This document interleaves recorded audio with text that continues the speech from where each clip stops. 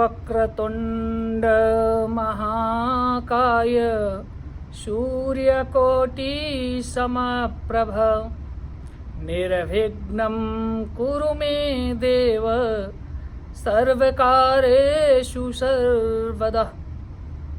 ॐ नमः संभवाय च मयो भवाय च नमः शंकराय च मयस्कराय च नमः शिवाय च शिवतराय च। ॐ सच्चिदानन्दरूपाय विश्वोत्पत्त्यादिहेतवे तापत्रय विनाशाय श्रीकृष्णाय वयं नुमः।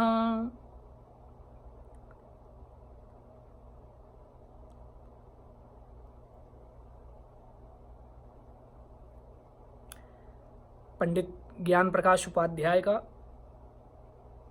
समस्त मित्रों को सादर नमस्कार, हरिओम।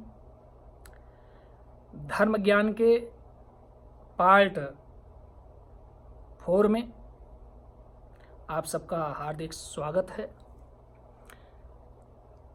मित्रों, आज का विषय है ओम क्या है और ओम किस भगवान का नाम है। आप जानते हैं मित्रों कि कोई भी पूजा हो, यज्ञ हो, अनुष्ठान हो या कोई भी हम मंत्र करते हैं तो सबसे पहले ओम का ही उच्चारण होता है।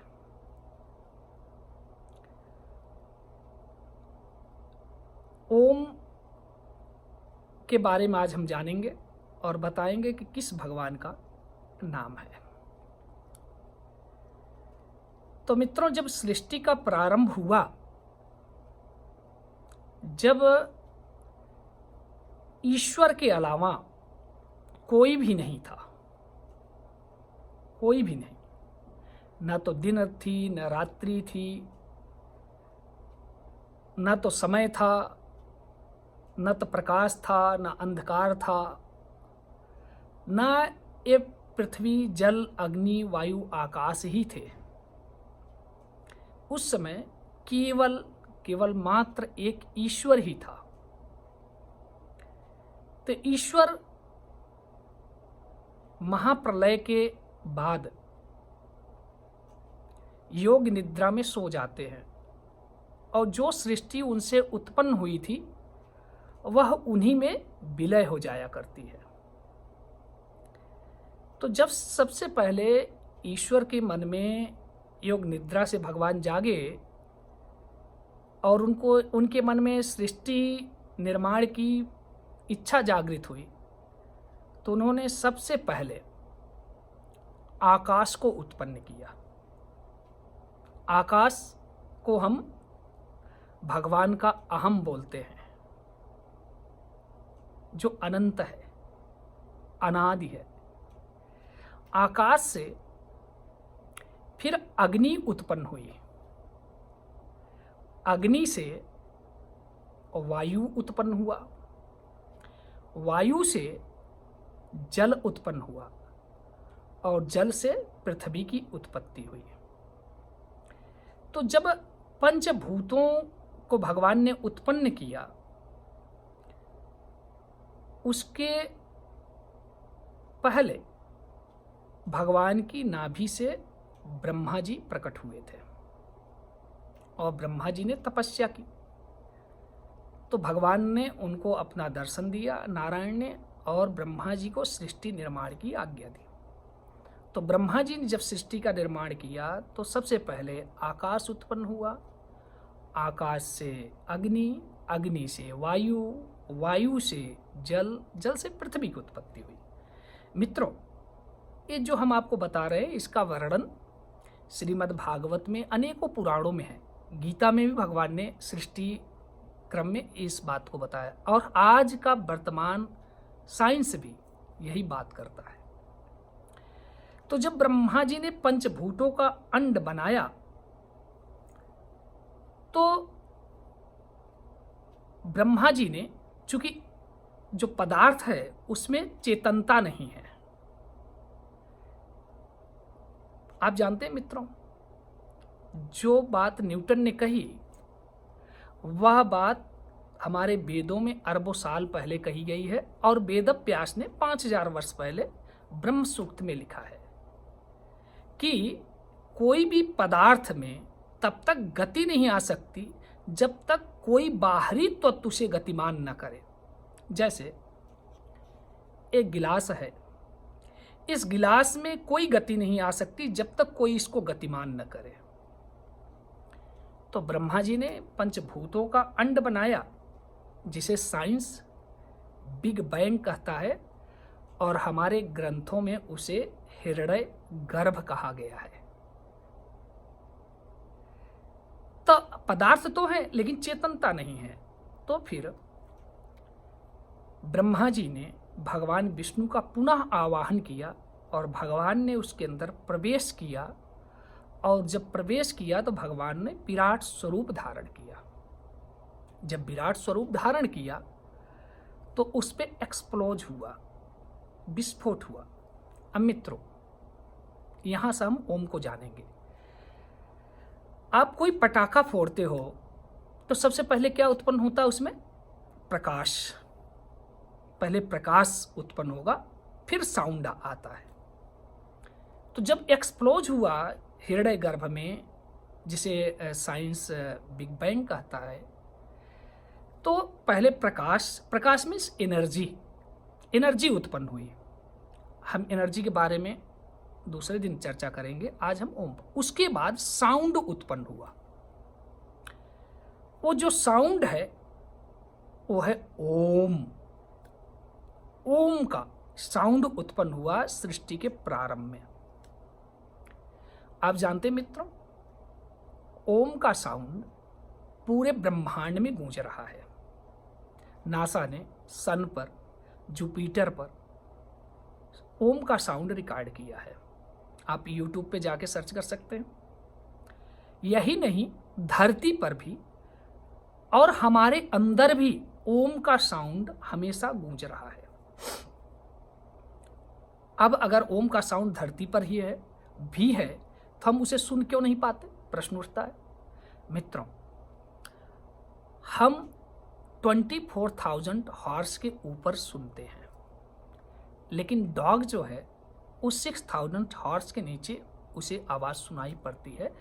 तो आप जानते हैं डॉग को ओम की साउंड सुनाई पड़ती है, लेकिन हमें नहीं। या आप कोई भी मशीन जब आप 6,000 हॉर्स के नीचे ले जाएंगे तो आपको ओम का साउंड सुनाई पड़ सकता है, जैसे आपको सूर्य पर, जुपिटर पर, अन्य जगहों पर, यहाँ नहीं, होल यूनिवर्स में ओम का साउंड गूंज रहा है। तो ओम में 3 अक्षर आते हैं, आ, उ और मा। अब मित्रों, आ, उ, मा के संधि से ओम की उत्पत्ति हुई। अब ओम किसका साउंड है? इस ब्रह्मांड का, इस यूनिवर्स का साउंड है। बिना साउंड के सृष्टि निर्मित नहीं हो सकती थी। जैसे मैंने आपको पहले बताया कि जब भी आप कोई पटाखे फोड़ते हो तो उसमें सबसे पहले ज्योति उत्पन्न होती, प्रकाश उत्पन्न होता, बाद में साउंड आता है। तो ज्योति जो है वो एनर्जी है, और साउंड, अब ज्योति में वैसे शक्तियां तो अनेक प्रकार की होती हैं, हम इसका विस्तार बताएंगे। ओम में अल्फा, बीटा, गामा जो साउंड है उसमें 3 तत्व होते हैं, अल्फा, बीटा और गामा। ओम में जो 3 अक्षर हैं वो भगवान के 3 स्वरूप का वर्णन करता है। आकारः विष्णु, जो आ है वो विष्णु है। आगे चल के मित्रों हम एक एक भगवान के बारे में आपसे चर्चा करेंगे। समय है हमारे आपके पास, और इस समय का सदुपयोग किया जाए। ईश्वरीय ज्ञान का प्रचार प्रसार करना एक ब्राह्मण का ही नहीं बल्कि हर व्यक्ति का कर्तव्य और धर्म है। अपनी संस्कृति के बारे में, अपनी सभ्यताओं के बारे में, अपनी परंपराओं के बारे में ज्ञान का प्रचार और प्रसार करना चाहिए, लोगों को बताना चाहिए।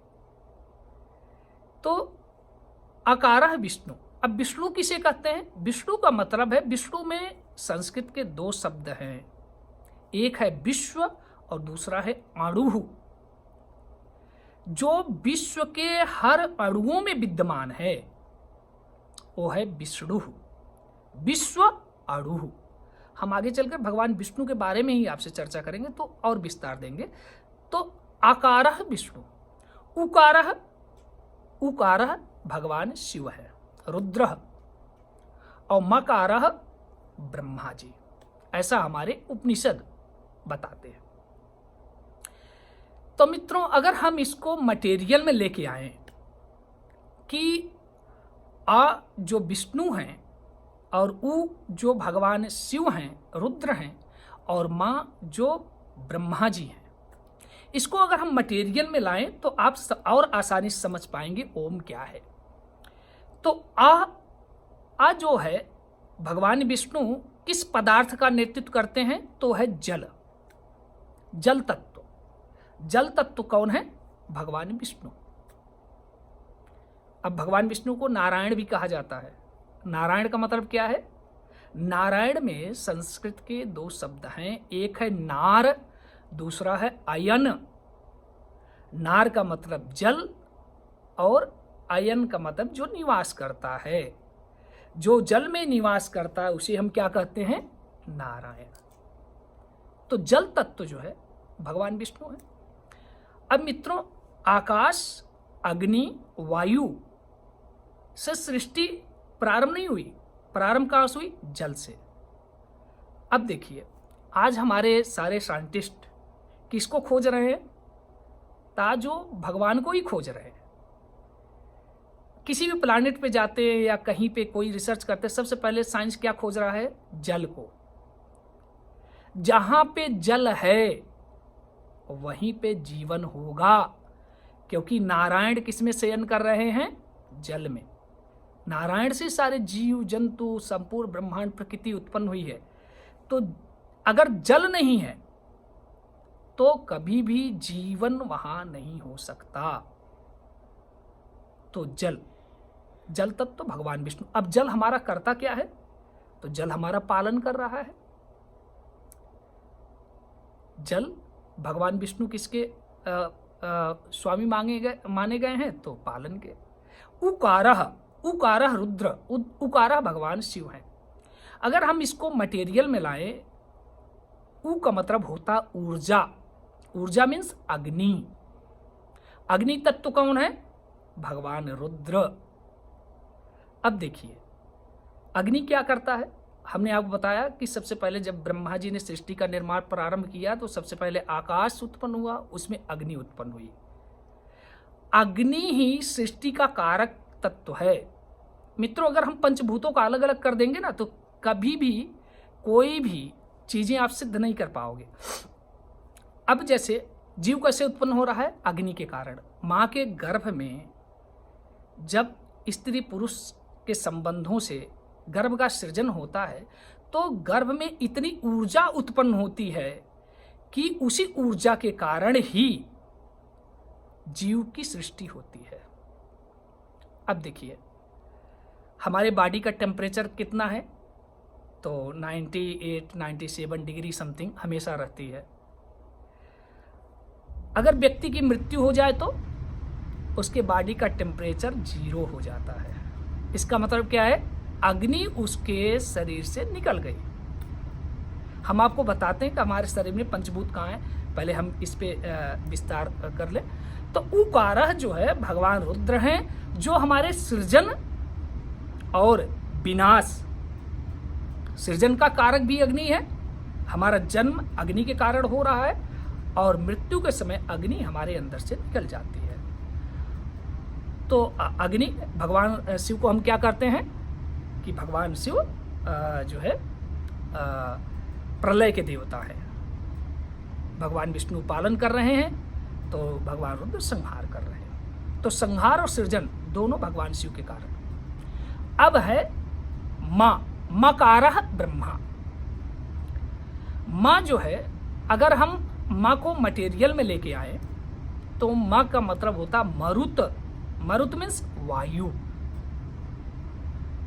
अब मित्रों, वायु क्या कर रहा है? वायु हमारा सृजन कर रहा है।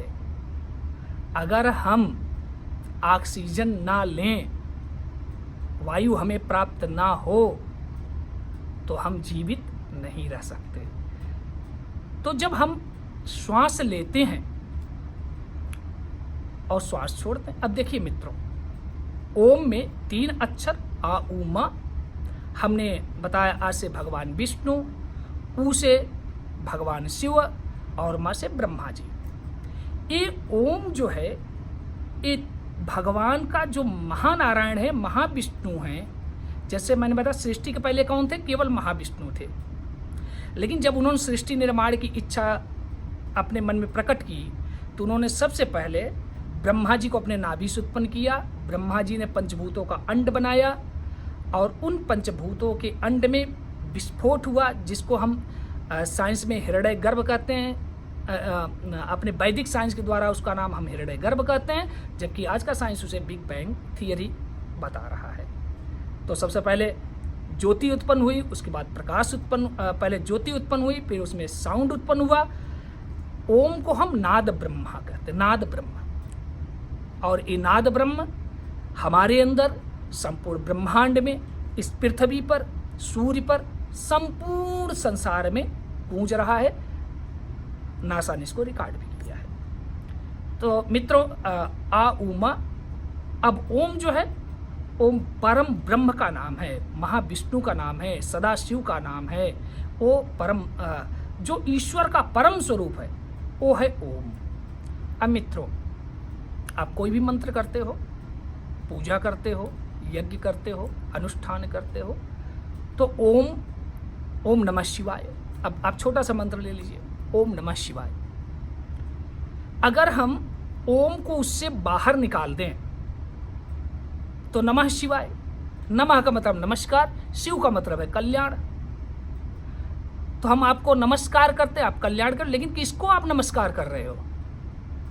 तो ओम को। ओम किसका नाम है? परम ब्रह्म का नाम है, सदाशिव, जिसमें ब्रह्मा जी, भगवान विष्णु और शिव जी तीनों का संयुक्त रूप जो है वो है ओम। अब आप मान लो गायत्री मंत्र करते हो, गायत्री मंत्र से ओम को आप निकाल दीजिए तो भूर्भुवः स्वः तस्य वितुर्वरेण्यं भर्गो देवस्य धीमहि धियो यो नः प्रचोदयात्। अब आप तीनों लोकों में कौन विद्यमान है? भूर्भुवः स्वः तीनों लोकों में विद्यमान है, तस्य वितुर्वरेण्यं सविता देव के रूप में, सूर्य के रूप में। हे सूर्य नारायण, आप हमारी बुद्धि को सन्मार्ग पर ले चलो। लेकिन कौन ले जाएगा? तो ओम। आप ओम से ही प्रार्थना कर रहे हो। ओम भूर्भुवः स्वः तत्सवितुर्वरेण्यं भर्गो देवस्य धीमहि धियो यो नः प्रचोदयात्। ओम को प्रणव मंत्र कहा गया है। ओम ही मंत्र है, बाकी सब उसकी व्याख्याएं हैं।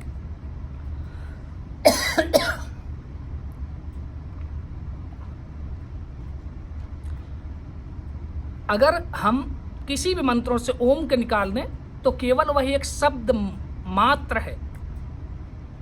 जितने भी मंत्र हैं, चाहे वो वेद को हों, उपनिषदों के हों, या तो पुराणों को, सब ओम की व्याख्या कर रहे हैं।